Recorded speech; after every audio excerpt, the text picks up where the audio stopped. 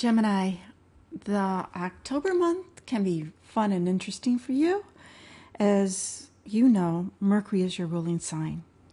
And on the 4th, Mercury will be going retrograde from Scorpio into Libra and then direct again on the 25th. So all in all, when you take in the shadow points, the whole month of October's Mercury's retrograde, which is fine. It always goes retrograde 3 times a year. But with your ruling planet, ruler of your sun, being retrograde, every retrograde can have more of a special significance for you than for the other signs. And going from Scorpio, which is an angle to your sun that's called an inconjunct, an adjustment angle, there could be an adjustment in your thinking. You know what? And you might think is like, I don't need to adjust my thinking. But new information can come in, new ideas can come in that has you thinking in a different path. Oh, let me adjust to this a little bit or that. And it goes back to Libra, an air sign. You're an air sign of relationships, sign of having fun, a sign of going out and creating balance in your life. And therefore, some of this thinking about adjusting in life, adjusting could be adjusting a new way of thinking about a relationship, for a relationship, or with a relationship. Obviously, the closest relationship you'll ever have is with your twin self, with yourself. So that is always the primary. Mars is now opposite your sign because Mars is in Sagittarius, and Mars is creating a grand trine on this Mercury retrograde. Well, grand trine is 120 degrees. It's a triangle with 3 planets, Mars, Uranus, and Jupiter, all in fire signs. And Mars is at a particular point in the sky that's very unpredictable. It's connected to Uranus node. And so that energy is giving the antsy, I need to get going. And you may find that other people, it's like, you might get a little bit bored or a little bit restless with anybody has what I would say too much earth in them, where you feel that they're not, they're just too boring.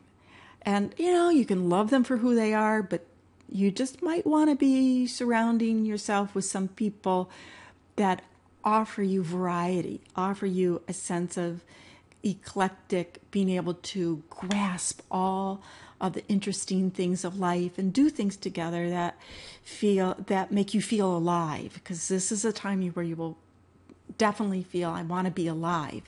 And it's highlighted with the full moon eclipse on October 8th, with the moon in Aries connected to Uranus. Again, that emphasis with this Mars energy of, because Aries is ruled by Mars, of let's get moving on, I want something different. And it's in a placement, an angle to your sun sign that represents friendships. Who are my friends? Who do I want to hang with?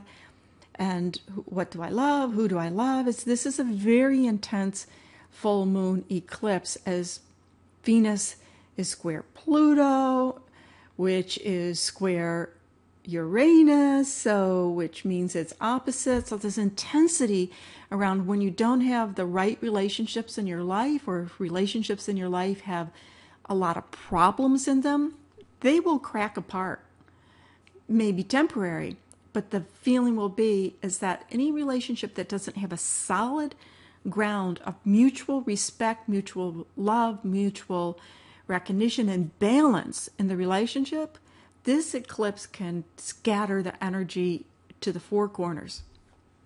Then, 2 weeks later, we have the solar eclipse, the new moon in Scorpio, on October 23rd.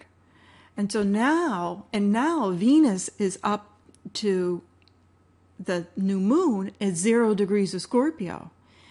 And this is intensifying the desire. It's like this universal message of have a life of purpose, have a life of passion, have a life that you really want to live, and you feel that you get up every morning and you feel very passionate about it. Because ultimately you'll hear Venus's relationship, but relationship with your own life, relationship with what you love, what's important to you, incredibly significant. And there is an aspect, which is a mathematical angle, with this new moon, including Venus, because Venus is at 0 degrees, connected to Pluto and Jupiter. That's called a quintile, and it represents, it's dividing the circle by 5, which is the pentagram, the 5 star. And that's a very magical symbol. And it is about mystery. It is about being able to create magic. And Pluto and Jupiter is big, something big. It intensifies this desire to have something in your life that you feel very strong about, you feel passionate about. It doesn't have to be what you make your living at. It doesn't have to be that. It can be something it can be anything, a hobby. There's just something you do on the weekend. But define that is extremely important, and be super, especially Geminis, especially you, be super conscious of what you're thinking and what you're feeling around this Scorpio new moon, because this solar eclipse is infused with so much magical power that whether you want it or not, if you're thinking something strongly enough and you have enough feelings connected to those thoughts, it will come back to you in your life. So that old saying, be careful what you ask for, even if you're not literally asking for it, by thinking it with strong emotions, this time frame is so powerful that it will put that message out there, and the universe says, oh, you want that? It will come back to you. So conscious of your thoughts, be very aware during this month, and especially the last week of October.